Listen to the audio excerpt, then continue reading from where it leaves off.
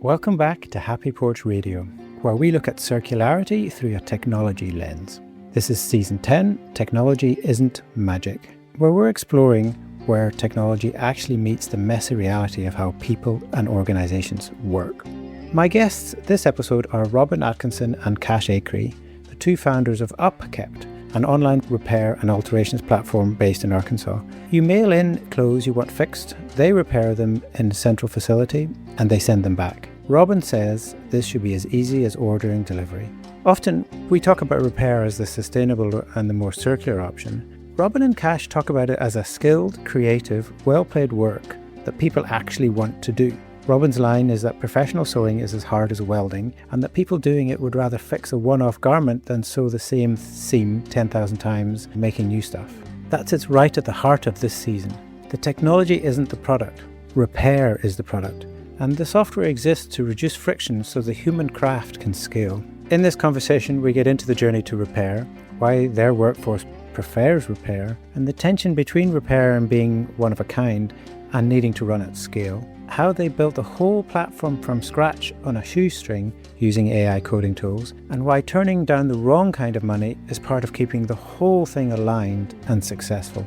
As always, everything we discussed, the full show notes and links are at HappyPorchRadio.com. So here's Robin and Cash. Hello, I'm Robin Atkinson. I am the founder and CEO of Upkept, which is an online apparel repair and alterations platform. I have 9 years experience sort of innovating in the sewn trade space and have become obsessed with getting the unit economics of repair to work in America.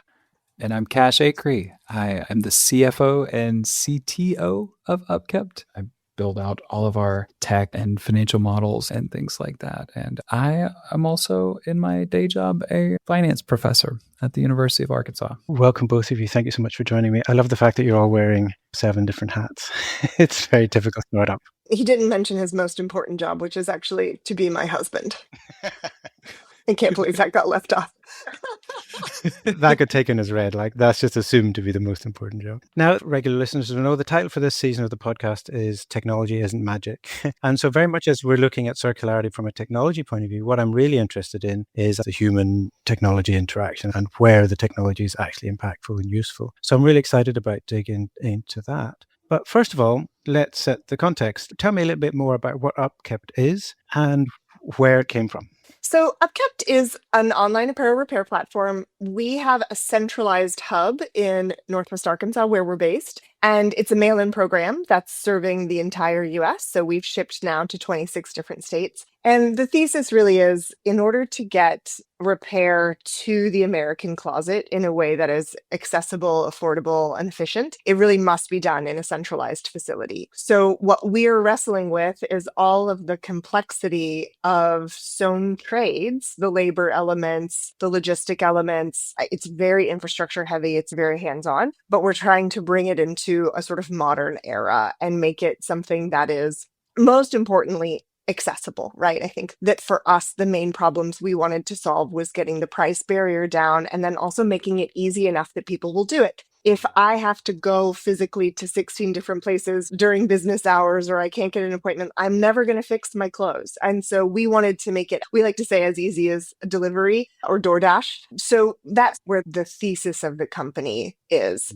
Where it came from, I'll try to be very brief, which I'm terrible at doing. But basically, I spent several years trying to figure out how to build jobs in sewing in the United States in a way that would meet demand where it's at and get to be financially viable. And over many years of trying to build this business model out, the thing that I learned was the demand for new production was not where it would need to be for that model to be successful, but there was the potential that repair would actually be an interesting and potential growth area. And also the workforce that we would tap to do these projects were more interested and more capable of learning the repair skill set than the inline manufacturing skill set. So it was a moment of like, listen, the folks we're working with want to be doing this work instead, and there may be actually customers for this work instead. So let's look at what the market looks like. And I remember when I came home, the night that I had the idea and I came home and modeled the financials on, just for funsies, what does it look like if repair becomes a viable option? And I remember, I don't know if you remember this, Cash, like me just turning the computer around to you and going,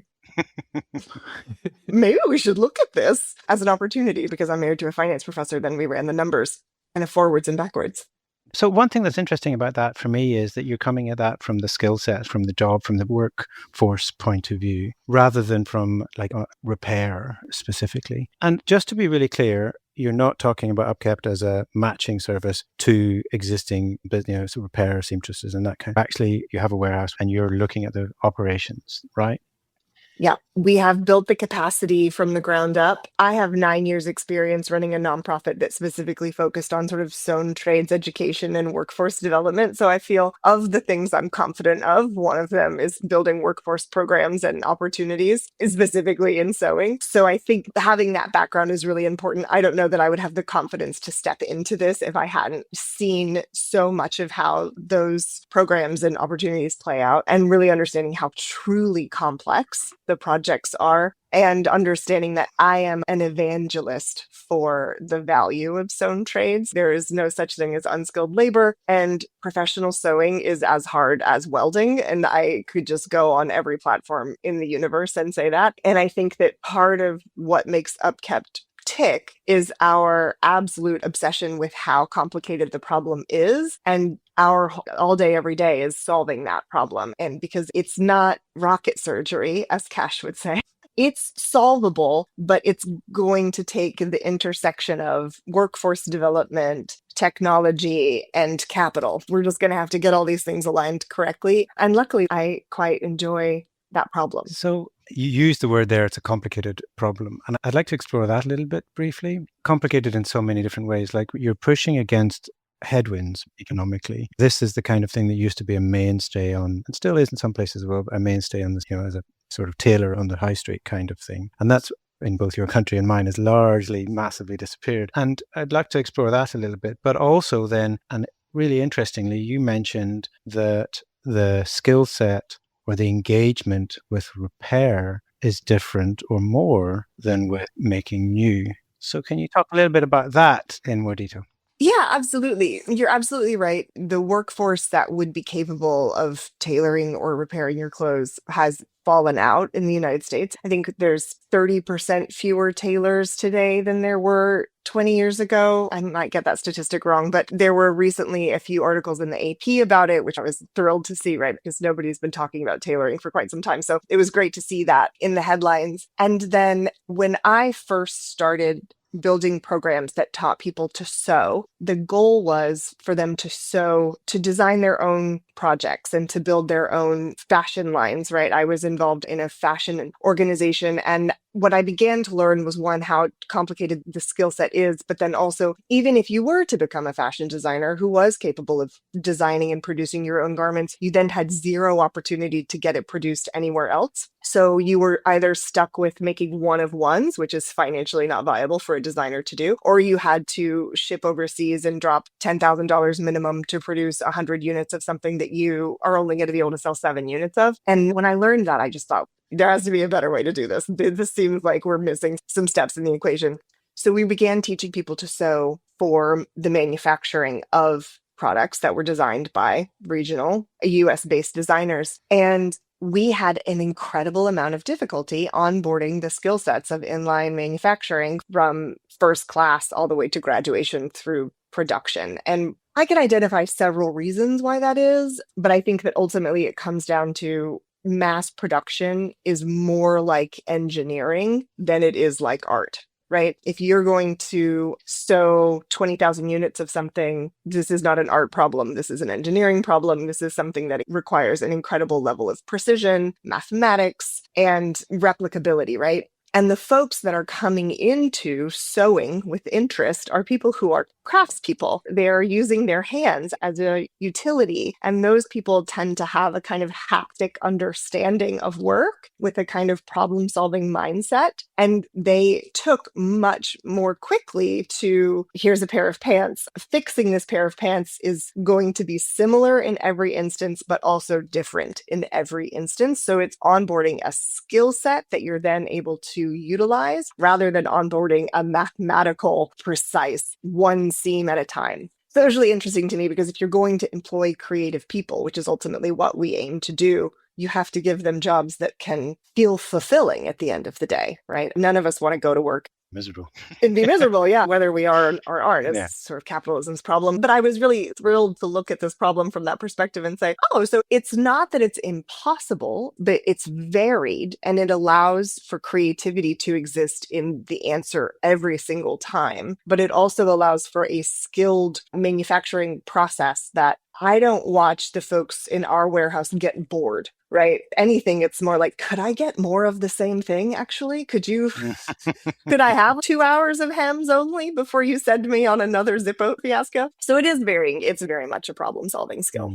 That sounds really positive. As you say, it's not just treating it like the manufacturing line where I'm just spending all day doing one action. But is there a direct conflict there between we need to operationalize this, make it cost effective, particularly for something like repair? Yes, absolutely. When Upkept is functioning at full capacity, what you'll see is niched down lines where we will have folks who get to do denim all day, right? And they'll be denim experts and they'll get certain kinds of denim projects and the machines will be set to denim, right? And through that, we can get an efficiency that allows us to have a price point that's accessible. You'll get folks who are zipper experts and they're working on outdoor apparel and it's like removing zippers and putting zippers in all day. Cash and I were at the warehouse the other day and he asked me how many machines we would need to have with color thread set so that we weren't having to change the threads out. And my response was, how many colors are there, Cash? It's the answer is quite a few.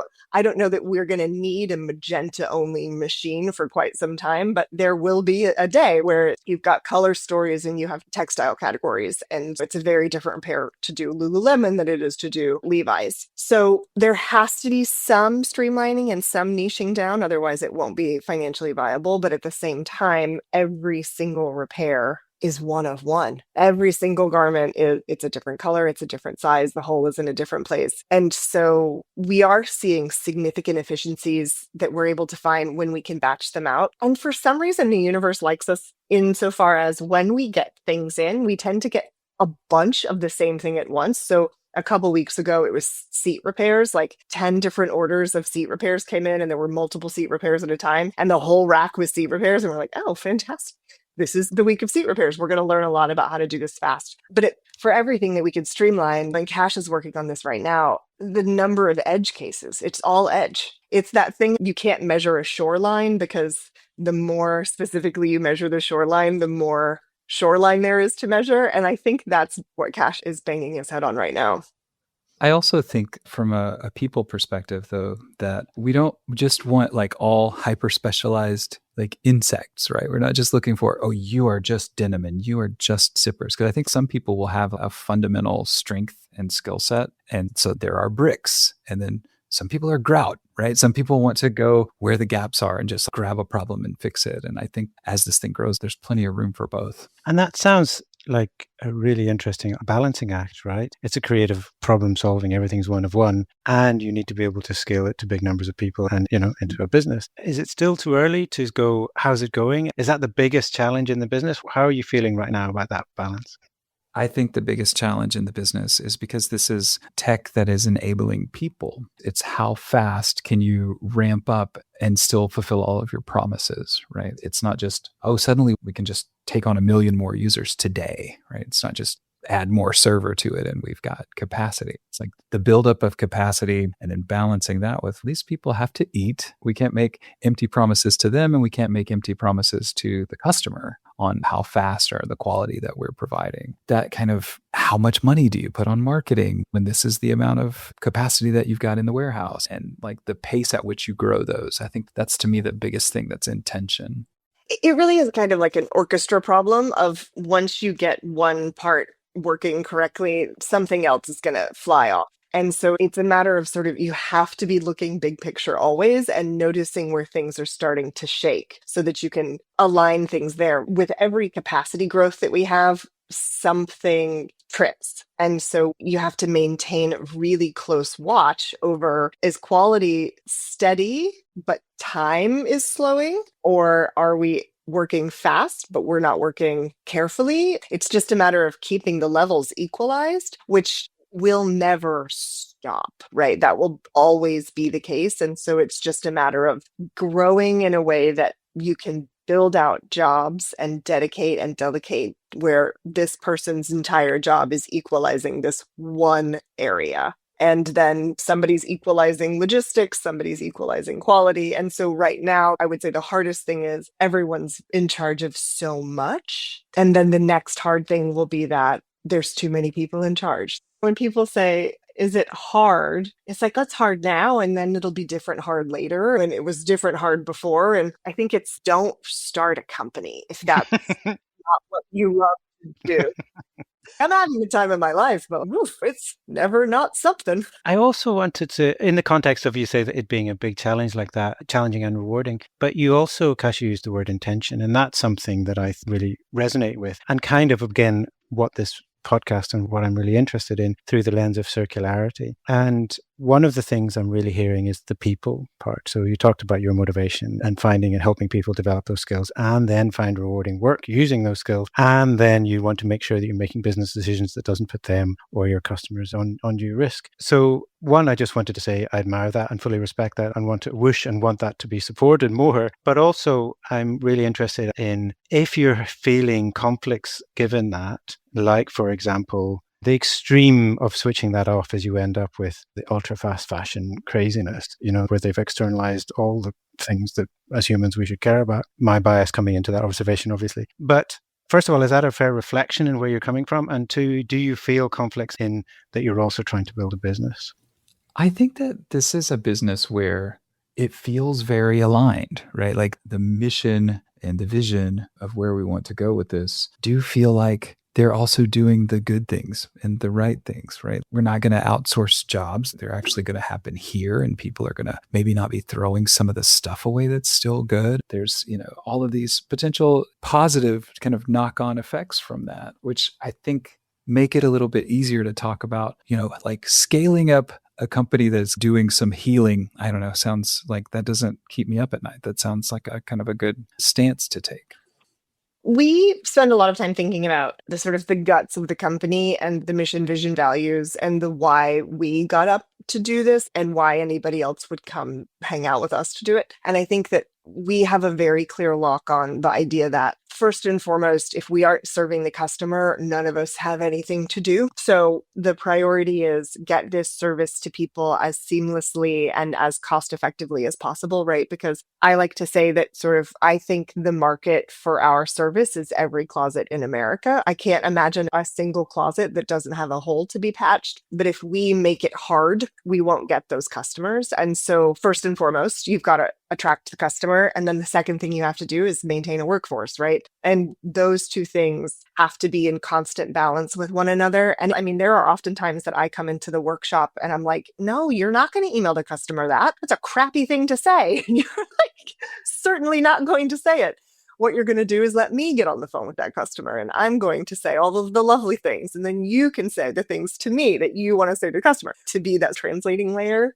And then same time, if a customer comes in with insane demands or they want us to replicate miracles and they sent us something that's made of mothballs, okay, take it out on me, right? You can't bring that to my team. That's not for them. That's for me. And so I think that a big part of what we want the tech to do is absorb both sides of the friction there, where it's like, put it in the notes, okay? Put whatever you're mad about with the garment in the notes. We won't send those notes to the customer, but they will get implemented into the system. We'll have learned something, right? And there's a path forward where we take bad investment and they say, reduce headcount, work faster, squeeze your margins. And I think our main job as founders is to just not take that money, right? And easier said than done sometimes when you're looking at your bank account and you've got payroll to make, but we're trying to grow at a pace that is manageable with the kind of capital that we would like to attract. And so my job is to go talk to investors and say, listen, I am a stubborn, weird, sometimes argumentative redhead who has very big feelings about labor. Would you like to give me money? That's the best elevator pitch I've heard in a while. Yeah, I love it. Yeah, right. Does that sound fun for you? And if they say no, like, good. But there's something really quite delightful about the fact that if we compromise early, we actually shrink the size of the opportunity too, right? If we suddenly don't make the product as smooth and as accessible for the customer as possible, we can take a large part of a small market rather than expanding the market that doesn't exist yet, because there's really not an industry there. There's a lot of kind of niche boutique places that you can get this done, but there's not an opportunity at scale. And so to reach scale, that's still in alignment. But you need to keep doing the right thing if you want it to be big. I 100% agree. I get really excited about those aligned incentives that you're talking about. I think that's one of the promises of circularity as a concept and why that intention is so important. I've recently been reading Incorruptible, which is Eric Ries's book, and I feel like there are some people in the mainstream who are catching on, like after 15 years of some of us shouting into the void, but that's an aside. But what's really interesting there is he talks about those aligned incentives a little bit. And like you're talking about, if you're able to stay focused on that vision, the more you repair and the more work you have and the more people you can employ with this mindset, if you've got controls around it, then the growth equals the success rather than conflicts with the success, which is quite an exciting prospect. Robin's computer is sitting on that book, right? Well, I was going to say, I'm going to let Cash chime in on that. Cash bought that book for everybody, bought 4 copies and was just handing it out. And then he noticed that I wasn't reading my copy, so he bought me the audiobook and then gave my copy to somebody else. And we went on a road trip the other day, and it was like, we could listen to music or we could listen to the first chapter of Incorruptible again. Awesome. And also, you mentioned the technology there, which is a nice segue for the second thing that I really wanted to spend a few minutes digging into. So one is, you have built out your own technology, as you described. First of all, you prefaced all of this with what the technology needs to do, which is a really powerful, clear understanding. And that for somebody who builds technology, it's weird that this would be possible, but it's what happens all the time, that it's not the barrier. It's not the thing in itself. It's the less friction there is, the more powerful the technology is. And that's not an easy thing to do, especially when you're building from scratch and at the same time creating a business. So maybe you can talk a little bit about that. So yeah, think of our tech as like a mediation layer between the customer who needs to see as few options as possible, right? If we give them this giant menu, their eyes glaze over, they don't know the difference between the different technical things that do cost, like take different amounts of effort and materials, but they don't understand that. They shouldn't be expected to bring like a technical competence in this industry to that product list. And that's got to make it down through like a pricing channel and a fulfillment channel to the people that will actually be producing this. And they're often wishing they had more information and that the customer was asked more things. You go to a tailor and they can fill out this really elaborate sheet about what type of operation is going to the garment to repair it or to alter it. And that is simply incompatible with this model because we have to break that. We have to make it easier because otherwise we've created a barrier. We are trying very hard to make that tech layer do that hard work. We don't want the tech layer to just become like another eye wrapper. We're not like chasing the fads. We've spent a lot of time actually like just building the rudiments of how that works, just making sure that customer communications are clear, just making sure that our website takes you front to back in a simple fashion and routes that to fulfillment. And you can see, we try to emulate like the Domino pizza tracker style of what's going on with my pizza, what's going on with my repair. So you can go on the website and you can see that stuff. And then we've got a lot on the back end that has to happen to make that work. But we try to make it as smooth and simple as possible. And so it's really just to try to bake the intelligence into the system that is overhead so that where the effort gets spent is, on the customer side and making sure that they're satisfied, and then that we're not adding a ton of layers of management and we're instead paying people to sew. Yeah. And First of all, that's really clearly articulated and slightly tongue-in-cheek, a very easy thing to say, but much harder to do, right, on the ground. So how did you approach that, right? So you're starting from scratch. One of the things I know, you built that yourselves. And so was that a conscious decision? Did you look around and say, there's nothing out there that does this and we need to build it? Trust me, I was going to say, if we could have used Shopify, we would have. We started with the idea that we were going to kind of bolt together SaaS solutions. We weren't just trying to become a software company, because ultimately software is not the product, right? Repair is the product. There's a lot of, I think, companies that have tried to participate in the space where they're just going to be a software layer, but they're going to connect an industry that's aging out and customers that they're missing the puzzle. So, our tech, we couldn't find anything that actually does it. And we could spec out ways that would get close, but the level of customization that we would have to do, and then we'd be managing someone else's kind of rickety system that wasn't designed for the use case that we have. And it just seemed more straightforward to actually build it and know it, and then we could update it as we need. Would it have felt the same way 4 years ago? It would have felt more expensive. I think I could have done it. I've got experience managing developers and speccing out big projects, but the startup costs would have been considerably higher. We ended up kind of doing this on a shoestring budget to start. And it would have taken considerably more time to get to a prototype. And it would have cost a lot more money in development time and coordination. I love transparency. Probably I don't need to tell everyone how everything works, but we've gotten a year in, all in, I think on the first $150,000 that we've raised, right? So we built a platform from the ground up before we took any outside money. Is that true? Yeah, we have the bare bones of the platform before we even did our friends and family round. And so at this point, I don't think now there's no way we could backtrack and try to plug together other systems to make it work. I think it's so perfectly custom built for exactly what it needs to do. But I'll say 4 years ago, there's no way we could have possibly done it because no one would have funded it, right? No one would say, here's $500,000, build a speculative repair platform. And I know because I built a repair platform and nobody's saying, here's $500,000 to scale your speculative repair platform. But I think it really is the ability to go in and build quickly, ship something fast, try it out, tear it down, rebuild it, that we couldn't exist without, I think, at this point. So given that, and it sounds like, Cash, obviously you had enough experience that you were comfortable going into that build process. What were the challenges you faced with that? And maybe a little bit about, was it things, this is an easy fix, I just, tell the bot or tell the agent or Google it. How challenging did it feel? So in ways it felt really empowering because on the database side, I was pretty good on my own code, but I'm more like the analyst, project manager. I've managed teams of developers and built the specs and handed it off and signed off on it and it was done. Done that. The piece where suddenly code is being produced from me, this is brand new.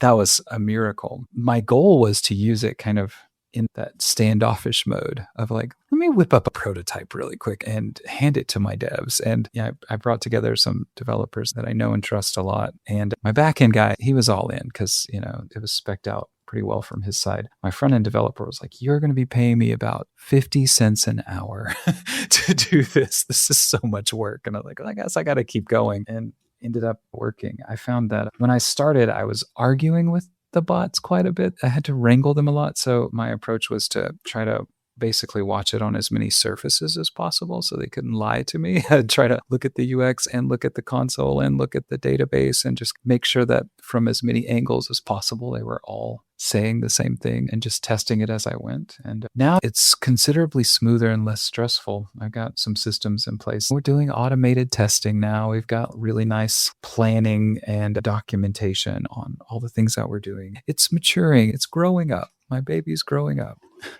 And that's a skill set, right? I think my question was leading towards that. And what I'm seeing in the world is like there's a skill set in using these tools and understanding how to use them and understanding how to get and trust what you get back from them and be comfortable that it's going to work and secure and everything and protecting your data, etc. But it sounded like you had enough background that you were able to take a running start at that. Okay. Yeah, I felt like the piece that I was good at was the piece that they really needed, right? Which was let's spend a really long time planning this out and writing down the steps of what the outcomes are supposed to look like and how we're going to get there and what the tests look like. That felt very comfortable. The code part was wild and new. Cool. I have a lot of context about AI and the challenges with it as well, but that what you've described is the perfect success story. And if you're able to create this human incentivized, healthy business, healthy in every sense, healthy for you and the planet and all these things, that's an incredibly powerful sort of story and success story for these new tools. And I'd love to keep exploring that, but unfortunately we're starting to run out of time. So just to bring us around full circle, given where you are now and what is the vision, like what's next for Upkept? So the goal next is to launch some brand partnerships and see what scale does, right? We're doing around 100 repairs come through monthly from the D2C channel. And what's it look like at 500? What don't we know yet about where it'll break? And then also, I think the next big challenge for Cash will be plugging into someone else's system, right? So API calling into someone else's sales platform or into a warranty platform. And Cash has been incredibly purposeful about making sure that we leave hooks, like web hooks, so that we can, I obviously know what I'm talking about, so that we can, without having to overhaul everything, plug into whatever kind of partner comes along. And my development work is to find us the best partners who can come on board fast, who can come on board easily, who's willing to pilot and to test drive and to iterate. And so hopefully in the year 2026, you will hear our first brand pilot of some variety. And then 2027 will be copy and pasting that for bigger and bigger clients. The big vision is that it's a mainstream option. The big vision is that it's embarrassing for your company not to have a link out to repair with us, right? That it's something that you notice when it's missing because it's now standardized. And the big picture is that we become standard bearers in the industry and people know that this is a viable option. You don't have to throw away your cherished garments. We'll keep them alive. I love it. I love it. And that's more power to you. Excited to see that come to fruition in the coming months and years. Thank you so much for joining me. Just finally, for those listening who want to connect with you and find out more, where should they go? So the platform is at upkept.io, and Cash and I are both pretty active on LinkedIn. The company is active on social media at upkept.io across all platforms. And you can email me directly from the website, which is something we'll see how long that lasts. Awesome. So that's Upkept, upkept.io. As usual, all those links, full transcript, and everything we discussed will be in the show notes and on HappyPorchRadio.com. Thank you both. I really appreciate your time. That was a really fun conversation. Thank you so much for the opportunity. Thank you. So that's it for this episode. Thank you again to Robin and Cash for joining me. Speaking to folks like you both is energizing and inspiring, and it's why I do this podcast. A quick note before you go, we're planning an in-person HappyPorch Radio get-together in the UK to mark season 10, a chance to meet other people working on this stuff in real life. Watch this space for more or join the mailing list at HappyPorchRadio.com and we'll keep you in the loop. Thanks for listening and see you next time.